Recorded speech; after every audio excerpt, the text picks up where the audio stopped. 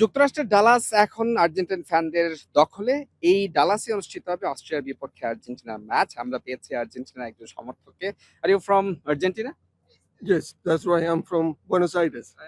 What are you expecting tomorrow's match? We expected to win, but at least we're gonna get close. I know that we got a really good team, and we expect to be a really close to the match to the end. Thank you. Best of luck. Thanks so দর্শক, much. Yeah, ah, we're gonna win. এই অস্ট্রিয়ার বিপক্ষে আর্জেন্টিনার match, এই ম্যাচে না থেকেও আছেন ফুটবল ঈশ্বর দিয়াগো ম্যারাডোনা, যিনি এই অস্ট্রিয়ার বিপক্ষে তার একটা বিরল রেকর্ড আছে। সেই রেকর্ডের গল্পটা আমরা জানাবো। যদিও লিওনেল মেসির আর্জেন্টিনা খেলবে এই অস্ট্রিয়ার বিপক্ষে, কিন্তু এই অস্ট্রিয়ার বিপক্ষে যে দারুণ কীর্তিটি করেছিলেন দিয়াগো ম্যারাডোনা, সেই গল্পটা আমরা একটু আপনাদেরকে জানাবো।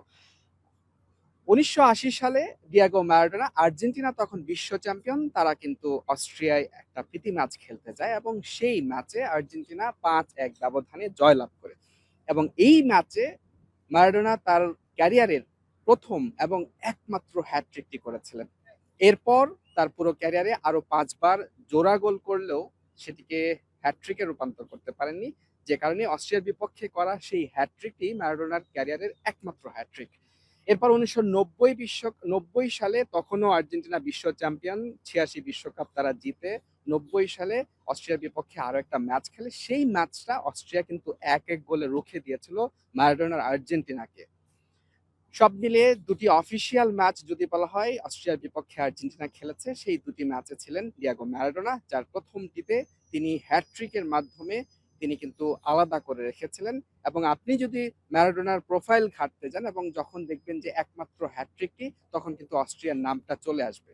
এর আগে ১৯৬৬ সালে অস্ট্রিয়ার বিপক্ষে একটা আনঅফিসিয়াল ম্যাচ খেলেছিল আর্জেন্টিনা, সেই ম্যাচটিতে ১-০ গোলে হেরে গিয়েছিল আর্জেন্টিনা।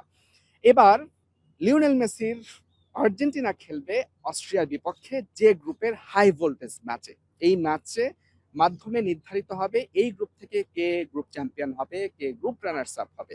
সেই ম্যাচে লিওনেল মেসি কি পারবেন ডিয়াগো ম্যারাডোনার মতো অস্ট্রিয়ার বিপক্ষে এই ম্যাচটিকে স্মরণীয় করে রাখতে? সেটি হতে পারে হ্যাটট্রিক, কিংবা জোড়া জোড়া গোলের মাধ্যমেও কিন্তু তিনি সেটি করতে পারেন। তাই সব মিলিয়ে নিশ্চয়ই লিওনেল মেসির মাথায়ও সেটি থাকবে যে অস্ট্রিয়ার বিপক্ষে ম্যারাডোনা, কিংবদন্তি ম্যারাডোনা, তিনি হ্যাটট্রিক করেছিলেন এবং আর্জেন্টিনাকে ৫-১ গোলের জয় এনে দিয়েছিলেন।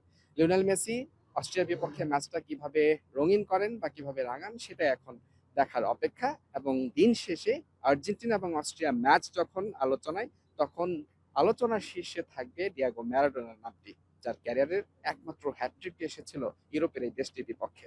মুজরাবিন তারেক, যমুনা স্পোর্টস, ডালাস, যুক্তরাষ্ট্র।